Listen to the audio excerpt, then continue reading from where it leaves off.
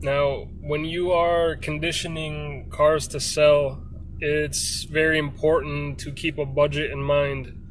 Um, Typically, like a car like this sells anywhere from 2 to 3 grand, depending on the condition. So you don't want to go putting $1,000 worth of parts into it if you're looking to flip it, because then you're not really making any profit on it. So you want to look for parts as inexpensive as possible. And if you were to buy most of the stuff from the dealer, it would be hundreds and hundreds and hundreds of dollars. But the thing about that is most of these parts are discontinued because it's an older vehicle. So from older cars, pretty much your only choice is either online, like eBay or Amazon aftermarket parts if you can find them. Sometimes that is a good option though. If you need to buy like a new replica part, sometimes they're pretty inexpensive too, and then you can throw it on and then it's a brand new part. But a lot of this trim stuff that I need, it's going to be stuff that I can't really find online cheap, like brand new. So that's why I use the junkyard most of the time, because I can get a plastic panel for like $2. I mean, you can't get that anywhere. So like when I do Civics like this, there's like 10 or 20 of them at the junkyard, so I have plenty of options.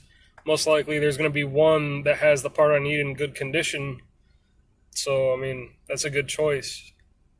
So people are like, oh yeah, why do you use junkyard parts? It's junk. I'm like, no, it's not. Like, you can find decent quality stuff.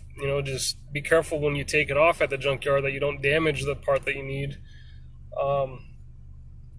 But yeah, I mean, it's fun just to walk around and hunt for the stuff that you need, and then you can make the car look a lot better really inexpensively.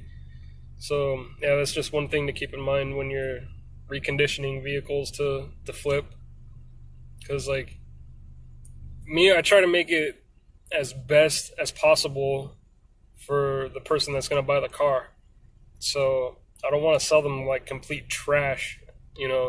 Plus, it'll make it easier to sell too, because I mean, most of the cars you go online and try to find to buy or whatever, like most of them are complete trash cars.